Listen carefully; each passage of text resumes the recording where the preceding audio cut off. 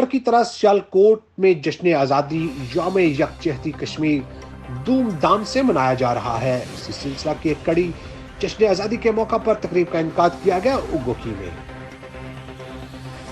جہاں پر پرچم کشائی کی گئی۔ اس کے علاوہ کشمیر بنے گا پاکستان کے سلوگن کا کیک بھی کاٹا گیا۔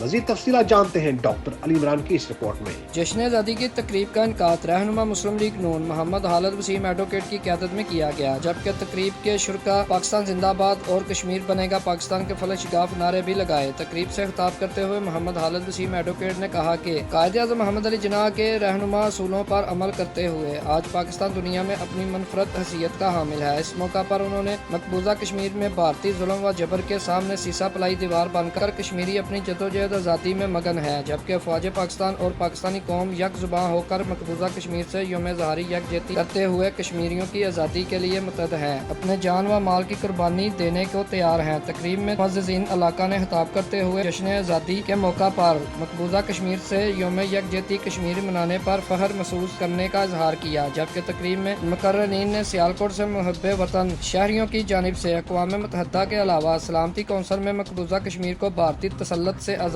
کروانے کے خطوط لکھنے کا بھی اظہار کیا۔ بعد ازاں تقریب کے شرکا نے پرچم کشائی کی، جبکہ شرکا نے جشن آزادی کے سلوگن پر مبنی کیک کاٹا۔ جشن آزادی کے موقع پر جہاں ملک بھر میں جشن آزادی دھوم دھام سے منائی جا رہی ہے، وہاں گھروں میں بھی فیملیز اپنے بچوں کے ہمراہ جشن آزادی کا کیک کاٹ کر اپنے وطنی کا مظاہرہ کرتے دکھائی دیتے ہیں۔ Doctor Ali Imran, City 5 news, Sialkot.